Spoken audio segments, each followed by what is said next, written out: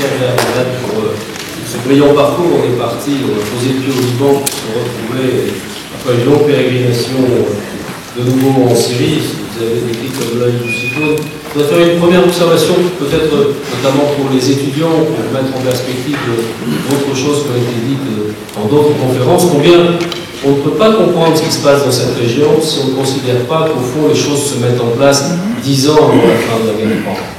Voilà, les foyers, la forge de l'histoire, elle se met en place sur la problématique de la guerre soviétique en Afghanistan, la révolution islamique en Iran, la problématique de la guerre Iran-Irak.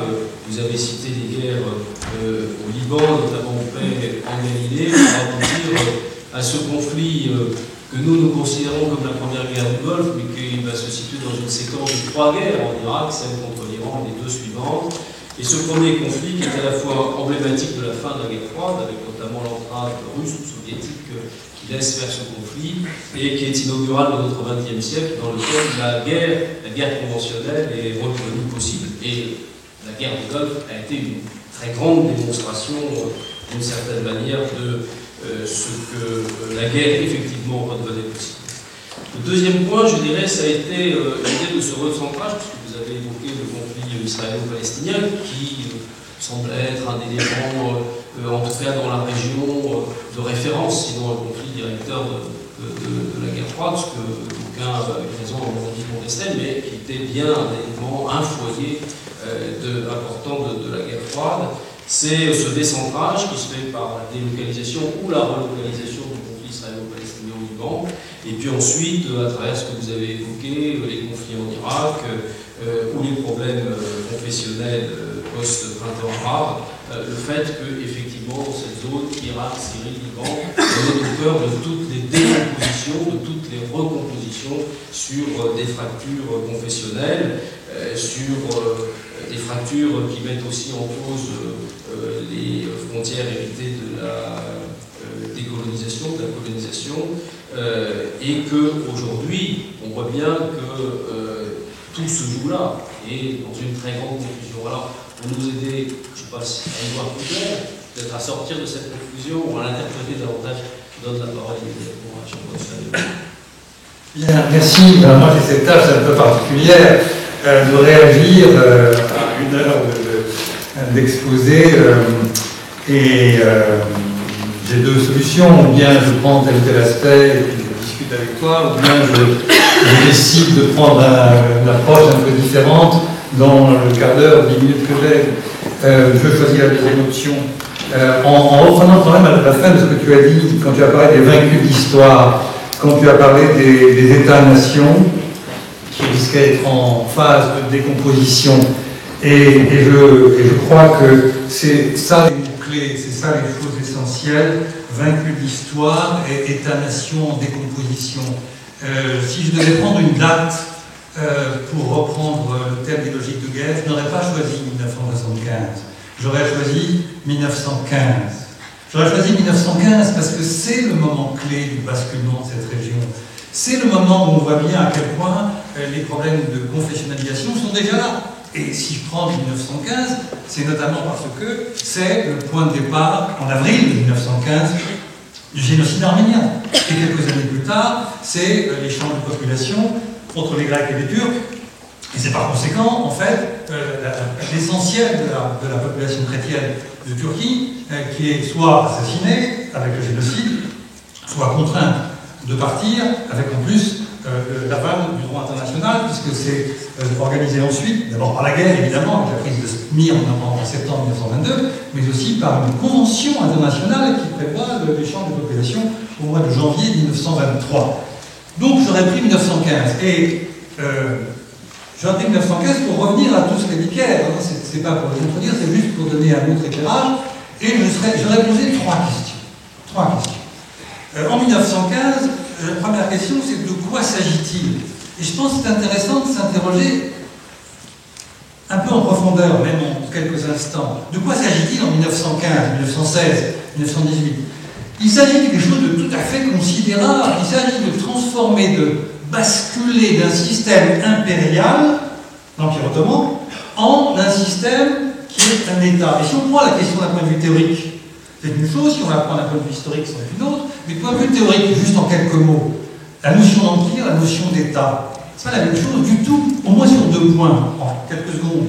Un, sur la question des frontières, si vous regardez l'histoire de l'Empire ottoman sur plusieurs siècles, vous verrez qu'il n'y a pas de frontières, il évolue sans arrêt, il rétrécit. Et il n'y a pas de frontières à l'intérieur. Et les sociétés, et ça c'est une point très important, dans un empire, c'est pareil pour l'Empire austro-hongrois ou bien d'autres, vous avez des sociétés hétérogènes. Les questions d'identité se posent dans des termes radicalement différents de la façon dont elles se posent dans un État. Et par facilité, nous parlons, nous, d'État-nation. Mais bien entendu, comment est-ce qu'on peut passer d'un système impérial avec des sociétés hétérogènes, avec des communautés différentes, des confessions différentes, à un système d'État-nation? Il faut se poser la question. Et c'est donc un basculement historique d'une complexité inouïe. Pour opérer ce basculement, il y a deux types d'acteurs. À ce moment-là, en 1915, 16, 17, 18, 19, 20, il y a les acteurs dominants et il y a les acteurs dominés. C'est ce que j'appelle les vaincus de l'histoire. Je souscris complètement à cette idée. Les acteurs dominants, c'est les impériaux, c'est la Grande-Bretagne et c'est la France, qui vont dépecer un empire qui est l'Empire ottoman. Et ces deux empires vont imposer leur choix. En face, les acteurs dominés vont essayer de résister. En d'autres termes, dans ce passage de l'empire à l'État, ou d'un empire à des États, il y a les volontés stratégiques des puissances impériales de l'époque, et il y a les aspirations nationales des peuples turcs, des peuples kurdes, des peuples arméniens, des peuples arabes, du mouvement sioniste, qui est là aussi. Et vous avez cette tension incroyable à ce moment-là. Qui l'emporte globalement, c'est les puissances impériales. Mais pas forcément jusqu'au bout. Donc, à la première question, de quoi s'agit-il? On passe d'un empire à un État assez complexe. Deuxième question, c'est ma transition. Deuxième question, c'est qu'est-ce que ça donne qui décide d'abord? Qui décide? J'ai pas le temps en 5 minutes, mais qui décide? Les puissances impériales vont imposer leurs frontières. Elles vont imposer leurs frontières largement en fonction de données confessionnelles ou communautaires. Si on regarde la carte des mandats français au Liban et en Syrie, c'est assez largement, surtout dans une première phase, en 1920 et 1922, c'est un État russe, un État alawite, c'est le Grand Liban avec une domination maronite. Et si on regarde du côté irakien, par exemple, c'est-à-dire du côté britannique, en prenant l'Irak comme exemple, puisque tu en as beaucoup parlé, comment se construit l'État irakien? C'est une décision britannique qui va mettre à la tête de l'empire, de l'Irak, le fils du shérif Hussein de la Mecque, et il l'intronise roi d'Irak, roi sunnite, avec une marginalisation des chiites. Donc d'emblée, en 1921-1923, c'est une domination sunnite sur la population chiite, qui se révolte et qui est écrasée par l'armée britannique. Il faut quand même rappeler ça. Et les Kurdes, à ce moment-là, ne sont pas concernés, car les Kurdes ne sont pas dans l'Irak en 1923. Ils sont rattachés avec le vilayet de Mossoul, un peu plus tard, après une décision de la Société des Nations en décembre 1925, et donc c'est en 1926 qu'on rapproche le vilayet de Mossoul à l'Irak.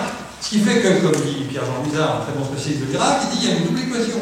Les Arabes dominent les Kurdes, et les Sunnites dominent les Chiites. Et ça, c'était les années 20.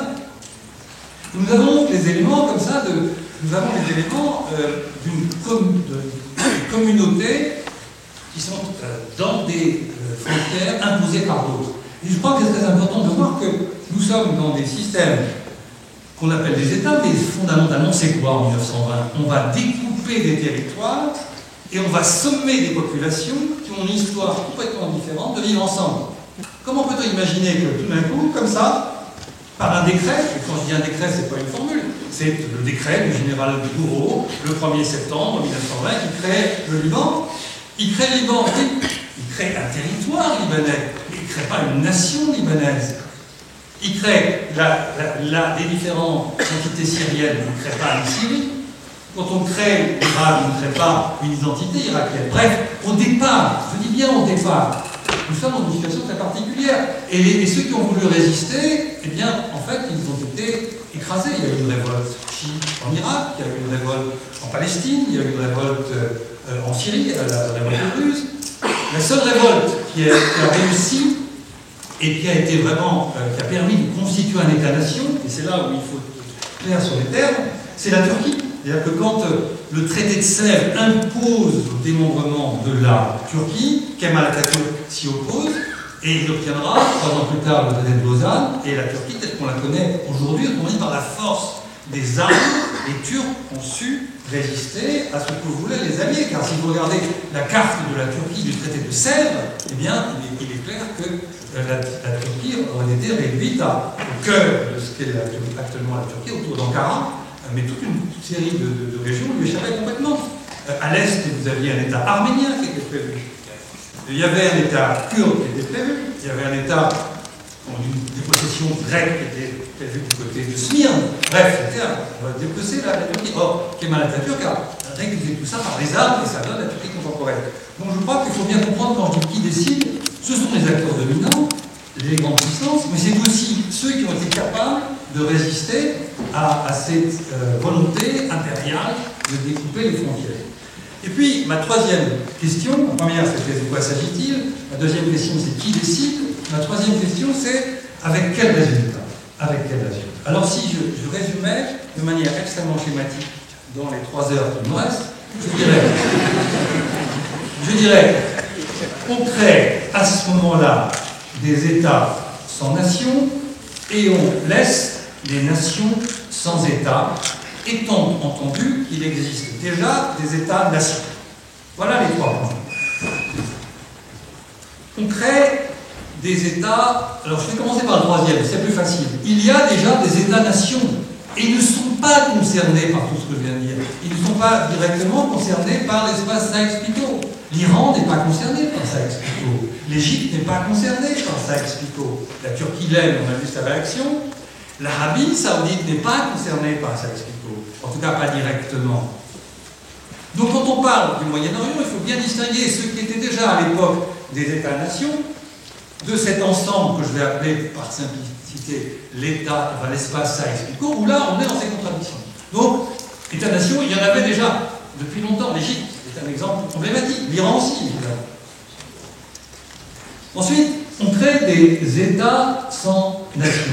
C'est ce que j'évoquais tout à l'heure, c'est-à-dire qu'on crée vraiment des territoires sans identité. Ce qui ne veut pas dire, et c'est toute la question, qu'on ne peut pas imaginer qu'il n'y ait pas une construction nationale. Or, là, la vraie interrogation, et la vraie, à mon avis, racine et source des violences, c'est que la question qu'on peut se poser, est-ce qu'il y a eu, à tel ou tel moment, des constructions nationales citoyennes qui ont permis d'arriver à une identité nationale? Est-ce que c'est le cas au Liban? Est-ce que c'est le cas en Irak? Est-ce que c'est le cas en Syrie? Est-ce que c'est le cas en Israël? C'est beaucoup plus tard et c'est différent. Est-ce que c'est le cas en Jordanie? Et pour chacun de ces pays, il faut répondre avec... C'est très compliqué, je ne vais pas m'y lancer en 30 secondes, mais on voit bien que les questions se posent différemment. Est-ce que, prenons le Liban, est-ce qu'il existe une nation libanaise? Je crois que oui. Est-ce que cette nation libanaise est un ciment qui rassemble tous les Libanais? J'en suis pas sûr. Bref, vous voyez le débat qu'on pourrait avoir. Et pour essayer de gérer les institutions politiques libanaises, les Libanais ont inventé, avec l'aide de la France, c'est pas le meilleur cadeau qu'on leur ait fait, un système de quotas. C'est-à-dire qu'aujourd'hui, le Parlement libanais, vous savez bien, on est Libanais et en même temps on est chrétien, musulman, puis ensuite il y a toutes les communautés. Donc on est au cœur de cette question depuis le début. Depuis le début. En Irak, le fait qu'on parle d'un État kurde aujourd'hui, faut-il rappeler que l'article 64 du traité de Sèvres prévoyait un État kurde sur un territoire beaucoup plus vaste. Donc on a créé des États sans nation, et la question est de savoir, est-ce que ces États ont été capables de construire des nations, sachant qu'au départ ces États étaient composés de communautés, de confessions extrêmement différentes. Et je n'ai pas de réponse à ça, ou plutôt, je n'ai pas le temps d'essayer de tenter des réponses, mais on voit bien la complexité de la situation. À mon sens, l'Irak n'a jamais été un État-nation. La Jordanie, peut-être, est devenue un État-nation. Enfin bref, vous voyez le débat qu'on peut ouvrir là-dessus. Mais c'est évidemment porteur de formidables frustrations, de formidables humiliations. C'est au fond l'histoire. Tu parlais, Pierre, des vaincus de l'histoire. Moi, je dirais aussi que nous avons aussi à suivre l'histoire des orphelins d'institutions légitimes. C'est-à-dire des groupes qui ont essayé de trouver des institutions légitimes et qui n'ont pas pu les trouver. Et quand on ne trouve pas d'institutions légitimes, qu'est-ce qu'on fait? On revient dans sa communauté. Et revenir dans sa communauté, c'est fort, c'est important. Moi, je fréquente pas mal cette région, et c'est vrai que, par moment, je ne suis pas de cette région, mais je sens quelquefois à quel point appartenir à une communauté, quand il n'y a pas d'État, ou quand cet État vous opprime, à quel point cette communauté est fondamentale. Quand vous entrez dans une église, ou dans une synagogue, ou dans une mosquée, quels que soient les rites, je pense au rite grec-orthodoxe, que je veux voir de temps en temps dans le quartier arménien de Jérusalem, on a le sentiment d'être protégé, et ce sentiment est à la fois mental, psychologique, et aussi physique, parce que le quartier arménien est entouré de grandes murailles. Bref, on vient se réfugier à l'intérieur des quartiers arméniens. Et donc, s'il n'y a pas d'identité nationale, s'il n'y a pas un État qui est légitime, la définition d'État, c'est un État, c'est en dernière instance le monopole de la violence physique légitime, disait Max Weber. Le problème, c'est qu'il n'y a pas de violence légitime, c'est au contraire une violence qui est ressentie comme profondément illégitime, et on se réfugie dans sa communauté. Donc ces humiliations, ces frustrations sont tout à fait importantes. Et une des explications de Daesh, c'est le fait que les sunnites ont été à leur tour complètement écartés en Iran. Donc on est vraiment dans ces questions qui sont dans les racines mêmes. Et enfin, le troisième et dernier point, dans les 3 heures qui me restent, il me reste 3 minutes sur les 3 heures, c'est, je disais donc, des États-nations, des États sans nation, et enfin des nations sans État. Les Kurdes avaient, d'après cet article 64, un État. C'était balayé par les armées kémalistes. Mais bon, les Kurdes, après, ils ont été, comme chacun le sait, dispersés entre la Turquie, la Syrie, l'Irak, l'Iran. Et ils sont toujours à la recherche, sinon d'un État, en tout cas d'une formule politique, ou en tout cas, pour reprendre la formule que j'évoquais tout à l'heure, ils en ont peut-être très largement assez d'être orphelins d'institutions légitimes, c'est-à-dire d'institutions qui soient les leurs. Car ce n'est pas forcément un État. Alors, Kurdistan, ça pourrait être un État, mais ailleurs, ça pourrait être des formes d'autonomie, de fédéralisme, par exemple. Le fédéralisme est une formule. Bref, on est là avec les Kurdes.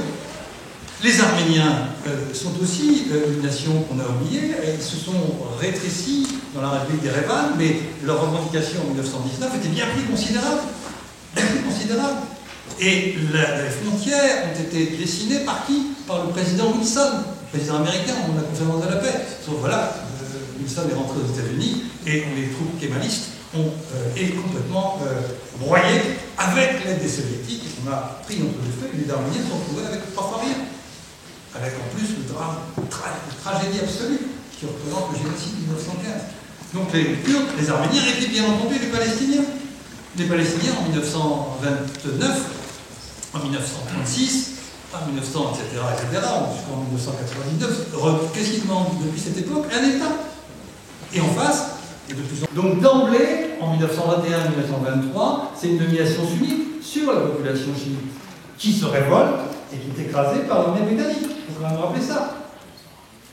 Et les Kurdes, à ce moment-là, ne sont pas concernés, car les Kurdes ne sont pas dans l'Irak en 1923. Ils sont rattachés avec le vilayet de Mossoul un peu plus tard, après une décision de la Société des Nations en décembre 1925, et donc c'est en 1926 qu'on rapproche le vilayet de Mossoul à l'Irak.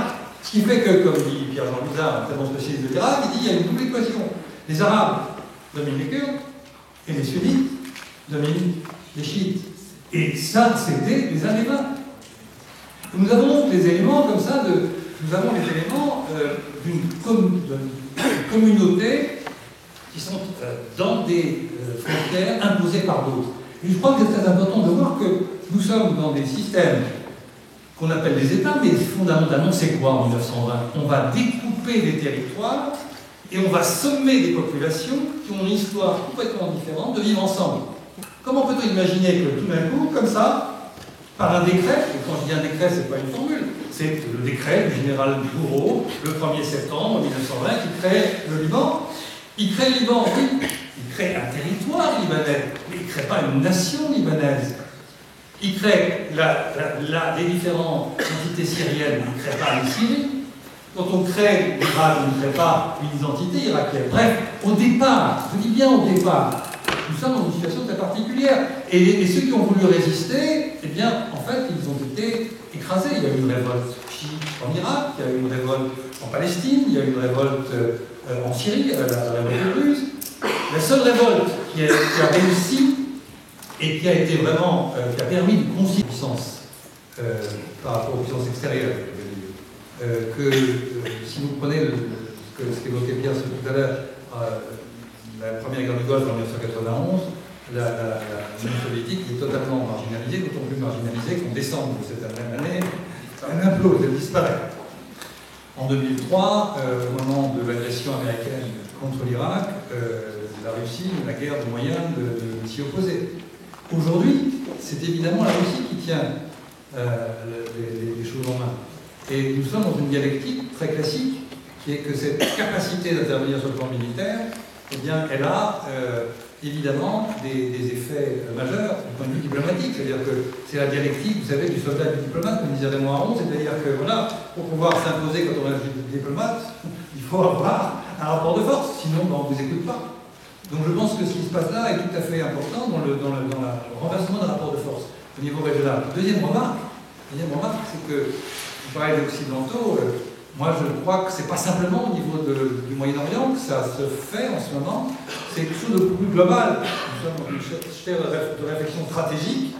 Je pense que l'entrée de la Russie, ou le retour de la Russie, est une chose aujourd'hui acquise. On l'a vu sur beaucoup de plans, y compris par exemple sur un domaine tout à fait autre, mais tout à fait essentiel, qui est la question nucléaire, la question de l'arme nucléaire. Bon, les Américains se sont assez largement retirés de cette région et ont été vraiment pour des raisons qu'on peut tout à fait comprendre. Ils sont tout de même sur le retrait. Et puis dans ce jeu de bascule, dans ce rééquilibrage, je ne peux pas ne pas dire juste un mot pour dire la consternation de l'impuissance, voire de la pusillanimité des Européens, qui n'existent pas. Alors qu'il y a manifestement un rôle à assumer, une place à prendre, des valeurs à défendre, Et les Européens, dans cette affaire, ont été totalement exclus du jeu, se sont eux-mêmes exclus du jeu par rapport à ces drames, à ces tragédies humanitaires au Moyen-Orient. Ils ont d'abord cherché à endiguer, en espérant que ça ne les toucherait pas. Et puis quand ça a commencé à arriver par les réfugiés, par le terrorisme aussi, on a vu leur réaction politique de l'autruche et repli sur soi. Et je pense que ce n'est pas digne de l'idée qu'on peut se faire d'une Europe qui aurait à prendre ses responsabilités, sans revenir sur le fait qu'elle a joué un rôle majeur dans les années que j'évoquais tout à l'heure. Voilà, un mot sur Mossoul, puisqu'on a déjà eu une question sur Mossoul. Alors ça nous ramène à 1915. Le vilayet de Mossoul, il faut quand même rappeler un fait historique qui est quand même prodigieux. On parle des accords Saïx-Picot, il date du mois de mai 1916. Il y avait à ce moment-là un certain rapport de force entre la France et la Grande-Bretagne. Mais ce rapport de force a basculé en faveur de la Grande-Bretagne, très largement. C'est l'armée britannique qui a agi au Moyen-Orient, principalement, sauf avant de venir en 1915 à Gallipoli. Or, il y a une discussion entre Clemenceau et Lloyd George en décembre 1918, que tous les historiens connaissent, et qui en quelques phrases, Clemenceau dit à Lloyd George, qu'est-ce que vous voulez? Je veux Jérusalem. Et Clemenceau répond, vous l'avez. Et donc la Palestine, qui était internationale en principe, bascule du côté des Britanniques, et ça devient le mandat sur la Palestine. Et Clemenceau lui dit, mais vous voulez quoi d'autre? Et Lloyd George répond, Mossoul, le pétrole, parce que le pétrole avait cette importance. Et Clemenceau dit, ok, vous l'aurez. Autrement dit, le destin des Palestiniens, le destin des Kurdes a basculé au cours de cette discussion, parce qu'après ça s'est fait vraiment. Et effectivement, le vilayet de Mossoul, les Turcs le revendiquaient, donc c'était un arbitrage de la SDN qui a finalement accordé le vilayet de Mossoul à la Grande-Bretagne, et c'est comme ça que les Kurdes, qui auraient pu être dans le mandat français, donc en Syrie, mais n'ont pas été en raison de la discussion entre l'autre jour et Clémenceau, qui aurait pu être rattaché à la Turquie si la SDN avait fait un autre arbitrage, a finalement été rattaché à la Grande-Bretagne. Vous voyez un peu cette espèce de, comment dire, folie de l'histoire, parce que, en dernière instance, les peuples en ont été les victimes, ça a été vaincu l'histoire. Merci.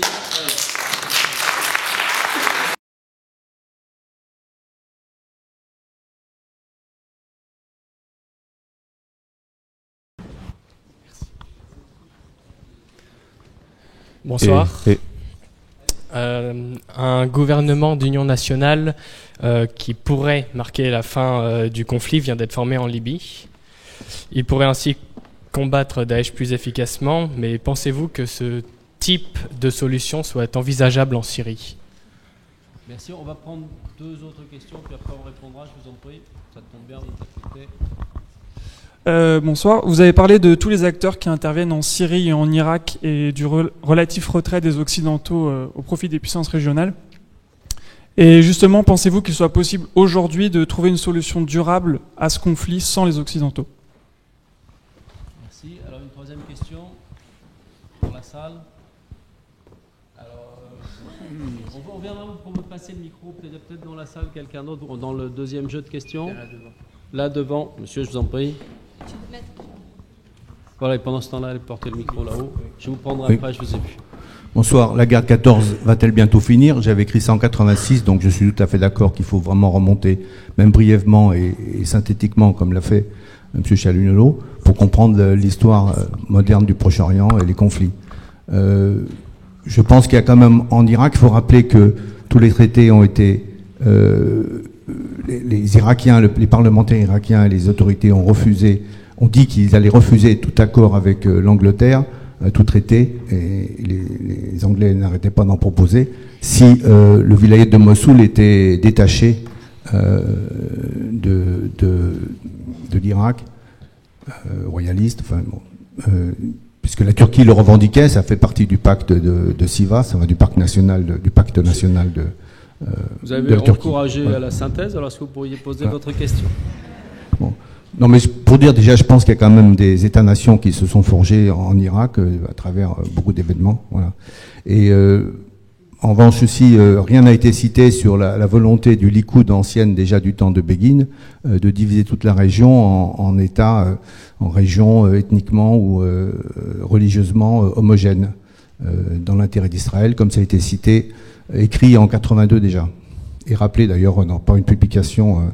C'était donc votre question. Merci. Alors, je vais laisser répondre dans l'ordre Pierre Vermeuren et Jean-Paul Chalunolot. Vous prenez les questions que vous voulez. Concernant les 2 premières questions, je te laisserai les 3 si tu veux, mais moi je parle pour 2. Vous pouvez réagir aussi à ce que vous avez dit l'un sur l'autre. Gouvernement d'union nationale est-il possible en Syrie comme en Libye? La vraie question c'est est-ce qu'il est possible en Libye? Quand on aura la réponse, on vous donnera la deuxième proposition. Parce que pour l'instant, il est virtuel, hein, ça ne vous a pas échappé. Bon. Solution durable au conflit sans les Occidentaux. D'abord, le conflit a éclaté sans les Occidentaux. Sauf si on est un complotiste forcené. Il ne me semble pas que le conflit en Syrie ait été alimenté par les Occidentaux. Ou alors indirectement par les ventes d'armes. Bien sûr, c'est une autre affaire.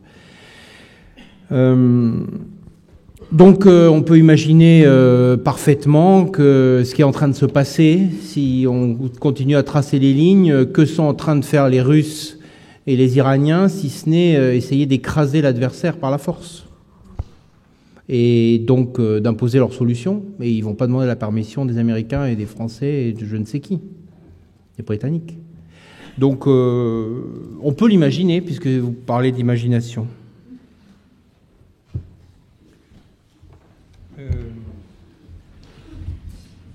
Je crois que ce qui se passe actuellement en Syrie est tout à fait important. Alors d'abord, je ferai 2 remarques simplement. La première, c'est pour dire que nous sommes dans une inversion complète dans les rapports de puissance par rapport aux puissances extérieures, je veux dire. si vous prenez ce qu'évoquait Pierre tout à l'heure, la première guerre du Golfe en 1991, l'Union soviétique était totalement marginalisée, d'autant plus marginalisée qu'en décembre de cette même année, elle implose, elle disparaît. En 2003, au moment de l'agression américaine contre l'Irak, la Russie n'a guère de moyens de s'y opposer. Aujourd'hui, c'est évidemment la Russie qui tient les choses en main. Et nous sommes dans une dialectique très classique, qui est que cette capacité d'intervenir sur le plan militaire, eh bien, elle a évidemment des effets majeurs du point de vue diplomatique. C'est-à-dire que c'est la dialectique, vous savez, du soldat et du diplomate, comme disait Raymond Aron. C'est-à-dire que, voilà, pour pouvoir s'imposer quand on est un diplomate, il faut avoir un rapport de force. Sinon, on ne vous écoute pas. Donc je pense que ce qui se passe là est tout à fait important dans le renversement des rapports de force au niveau régional. Puis deuxième remarque, c'est que vous parlez des Occidentaux. Moi, je crois que c'est pas simplement au niveau du Moyen-Orient que ça se fait en ce moment. C'est quelque chose de beaucoup plus global. Nous sommes dans une sphère de réflexion stratégique. Je pense que l'entrée de la Russie ou le retour de la Russie est une chose aujourd'hui acquise. On l'a vu sur beaucoup de plans, y compris par exemple sur un domaine tout à fait autre, mais qui est tout à fait essentiel, qui est la question nucléaire, la question de l'arme nucléaire. Bon, les Américains se sont assez largement retirés de cette région et ont été vraiment, pour des raisons qu'on peut tout à fait comprendre, mais ils sont tout de même sur le retrait.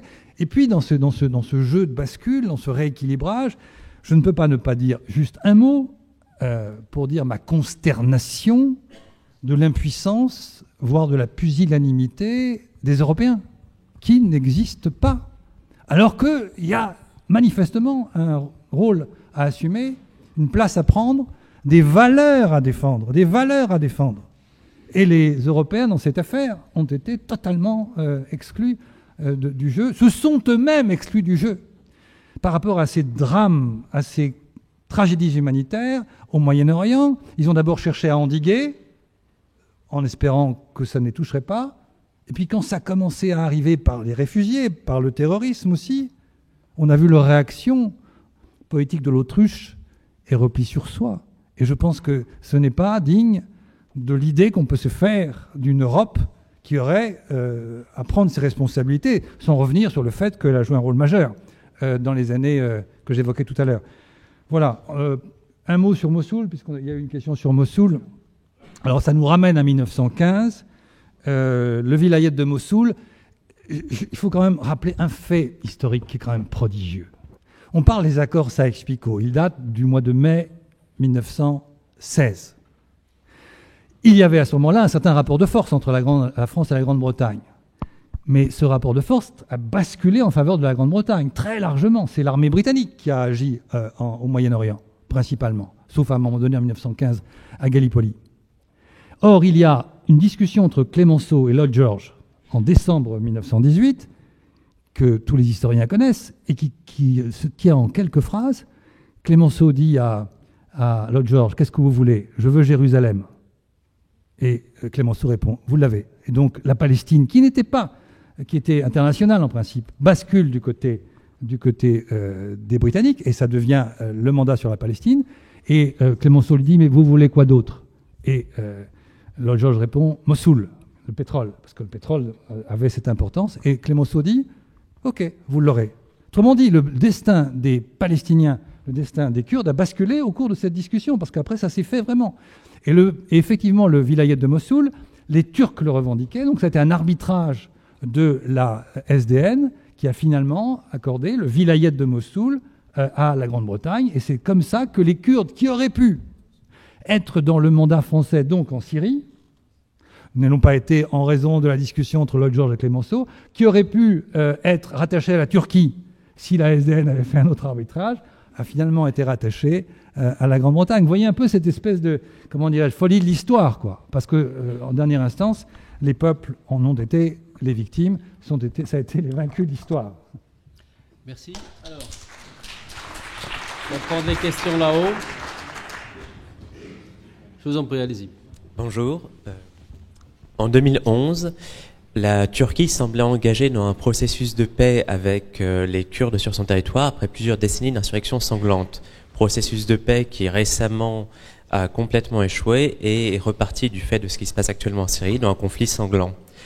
D'où ma question, qui touche plus largement l'ensemble du Moyen-Orient. Est-ce que le drame principal de cette région n'est pas que du fait de la dispersion de diverses communautés entre plusieurs pays? À chaque fois qu'une guerre éclate dans une de cette région, dans l'un des pays de cette région, elle exacerbe les tensions dans les pays avoisinants et enclenche une sorte d'effet domino, ce qui fait que la région est en permanence en proie à un ou plusieurs conflits. Merci. Votre question me permet d'indiquer à l'auditoire que nous recevrons donc lundi prochain Ali Kazantzigil, qui viendra justement parler de la problématique turque et notamment de la diplomatie turque au Moyen-Orient. Deuxième question. Ah oui, je vous en prie.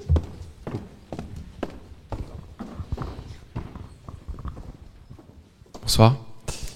Alors vous avez parlé de l'Algérie comme l'un des derniers vestiges du nationalisme arabe. Donc je voulais actuellement l'Algérie a adopté une réforme constitutionnelle. Je voulais savoir du coup dans quelle logique s'insérait ce pays. Est-ce que cette réforme constitutionnelle est un témoignage d'une méfiance, puisque l'Algérie interdit désormais aux binationaux d'occuper des fonctions électives? Est-ce que l'Algérie se méfie de l'étranger, ou est-ce qu'on peut interpréter ça comme un renouvellement? Je ne sais pas. Merci. Merci. Troisième question. Ça fait 3 déjà.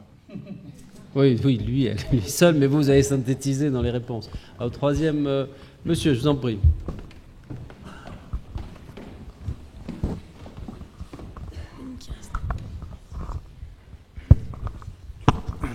Oui, Ernest Renan avait déjà été visiteur et avait déjà mentionné la difficulté de l'Orient compliqué, donc sur le Liban. La Yougoslavie implosant, l'Europe de l'Ouest laissant faire, il a fallu en effet trouver une porte de sortie. Et la porte de sortie, elle aurait dû être faite très en amont, à savoir qu'il fallait ouvrir l'Europe des régions, il y en a 240, à ces républiques ex-soviétiques. Ex-yougoslavique. Et c'est en cours, et heureusement.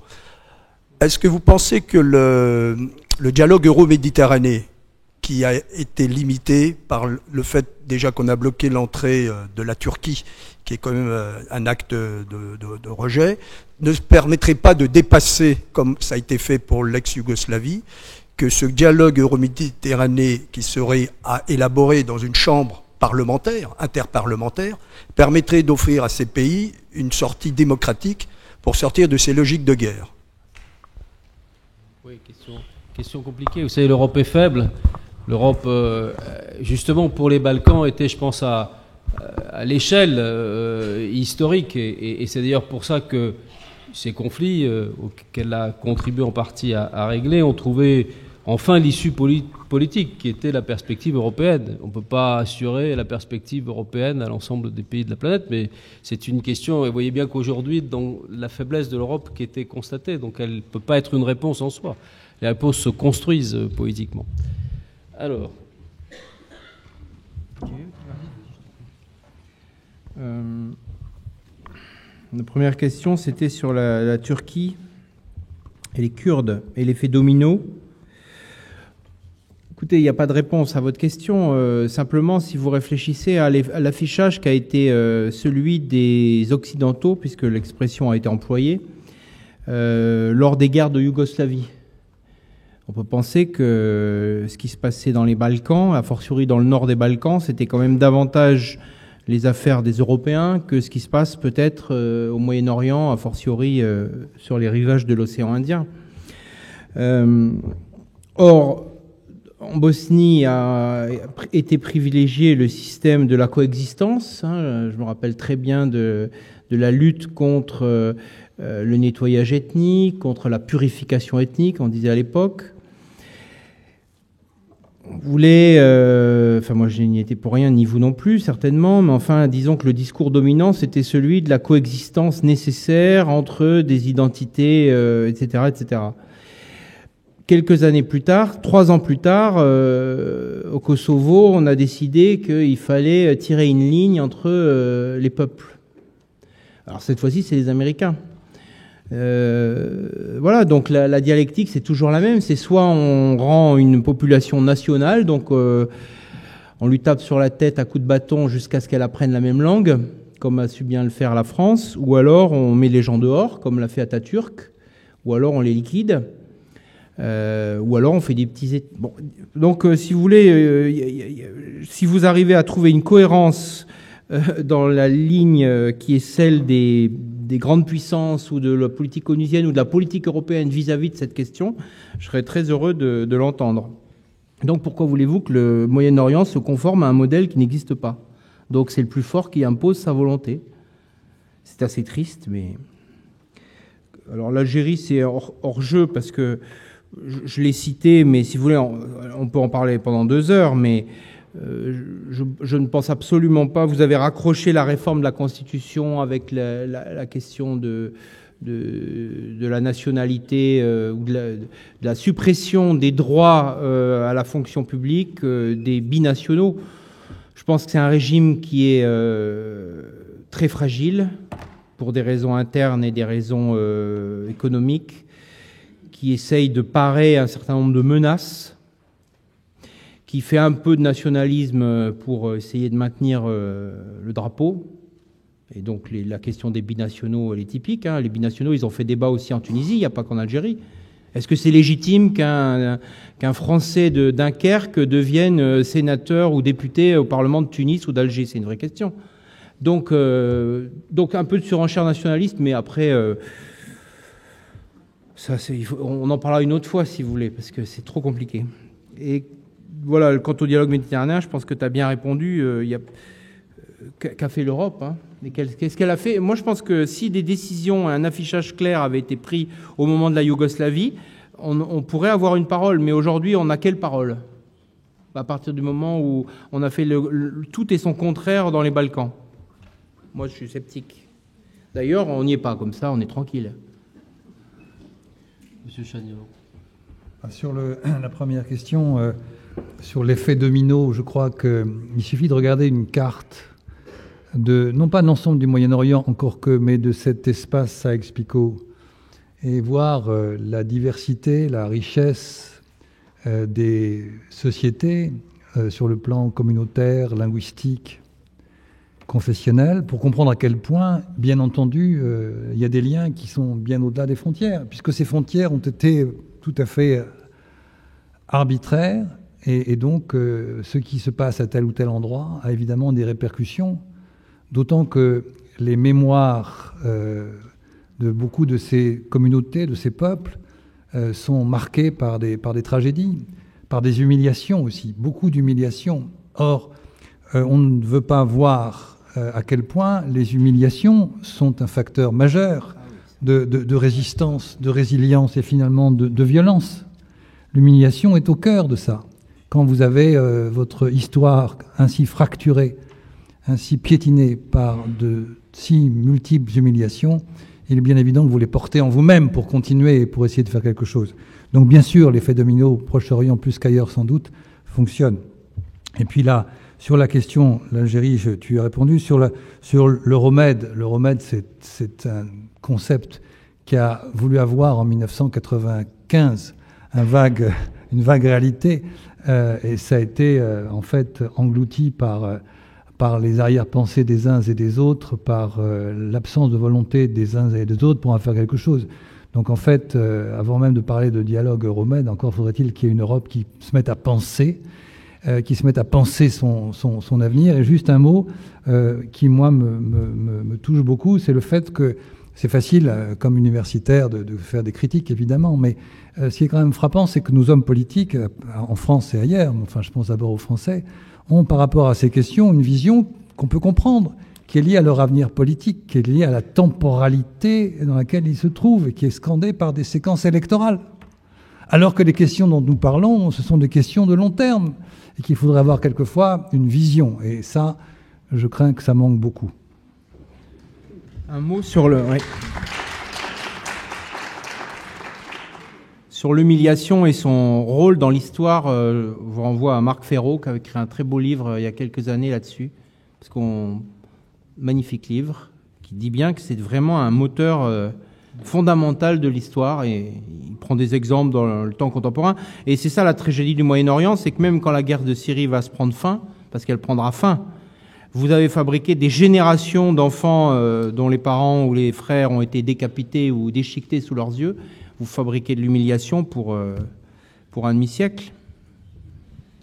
Oui, je voudrais peut-être juste ajouter quelque chose toujours sur la problématique des Européens, parce qu'on peut se battre, ça coule, mais en même temps, il y a eu des éléments de bonne volonté, de valeurs qui ont été mises en avant, et en même temps de gestion périlleuse, y compris du recours à la force. Donc il y a eu un dégrisement de l'Europe à travers l'ensemble de ces conflits, les opérations humanitaires qui ont été conduites, les interpositions quand même dans les Balkans. Sur ce sujet, il n'y a pas de honte à avoir.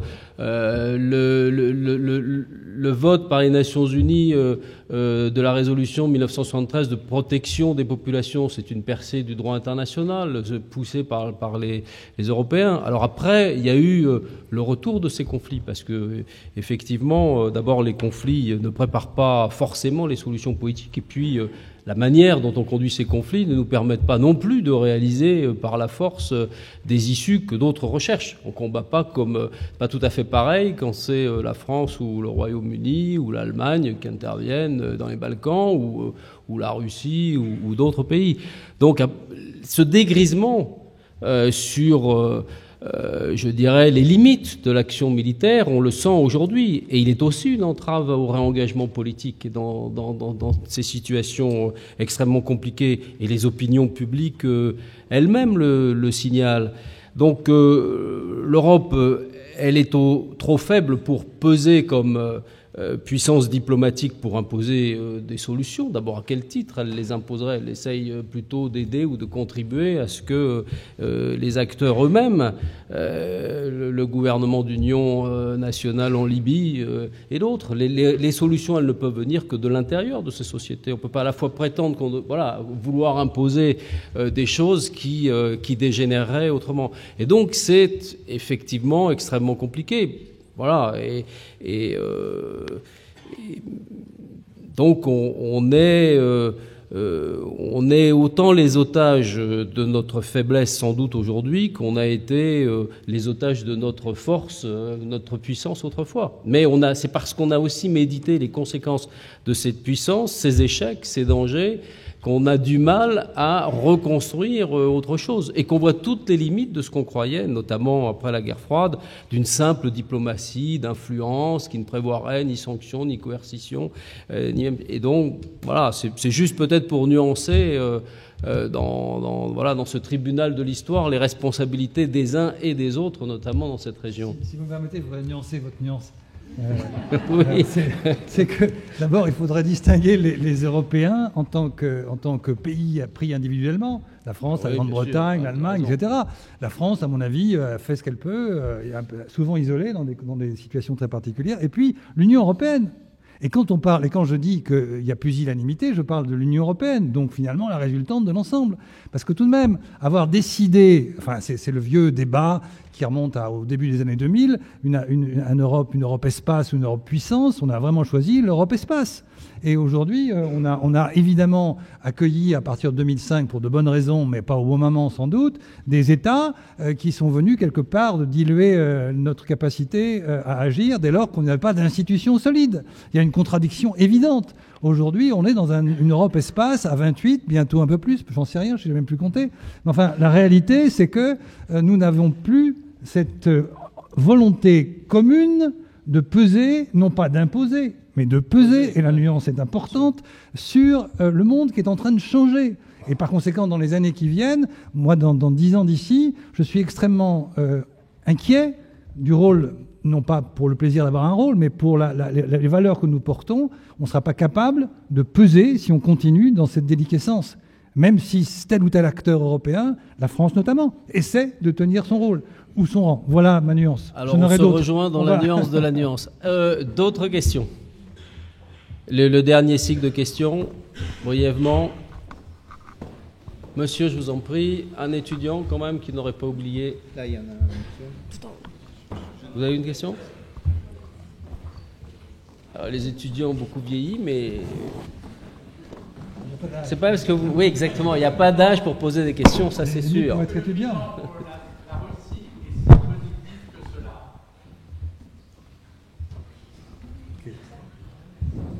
Bon, première question. Deuxième question, le bilan pour la Russie. Monsieur, je vous en prie.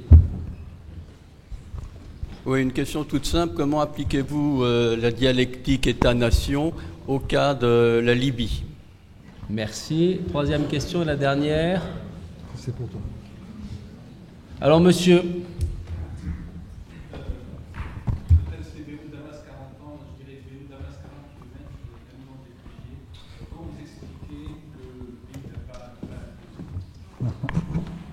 Merci beaucoup.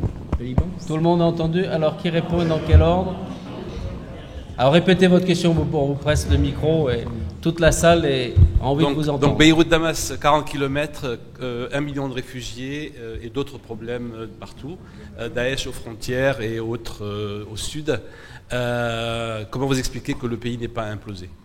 Merci beaucoup. Alors, dans quel ordre? Allez-y. Et puis, Pierre Vermeuren conclura comme ça le cycle. Sur la Russie... c'est quel bilan pour la... Enfin, c'est ça votre question. Vous n'avez pas d'autres questions?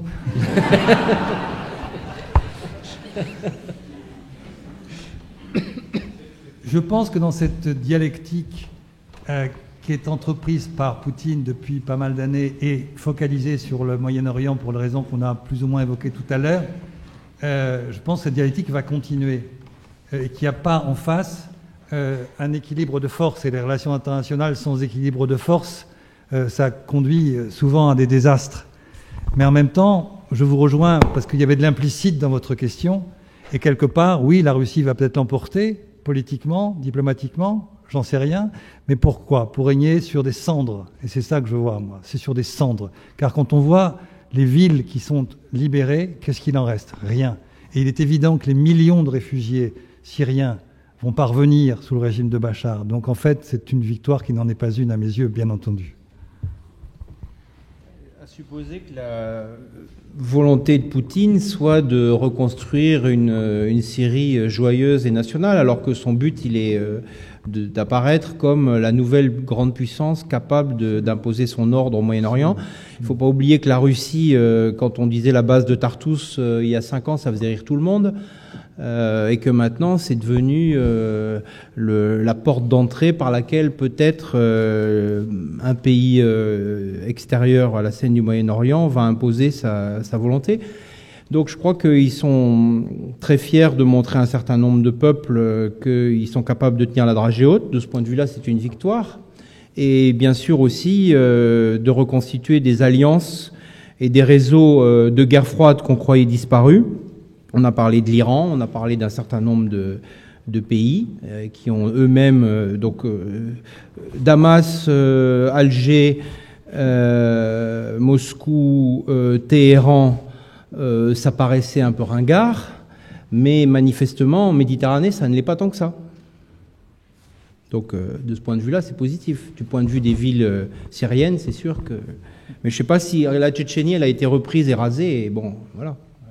C'est quand même une victoire de leur point de vue. La question sur la Libye. La Libye. Bon, la Libye, la dialectique est très simple. Pour le coup, la Libye, je ne sais plus qui a posé. C'est un pays historiquement sans État. Bon, c'est une construction arbitraire aussi, hein, notamment l'intégration. Enfin, historiquement, il n'y a pas d'État. Kadhafi avait, au fond, réussi à reprendre la construction un peu abracadabrantesque que les Anglais avaient fait avec Idriss, autour d'Idriss, qui eux-mêmes l'avaient récupéré des Italiens.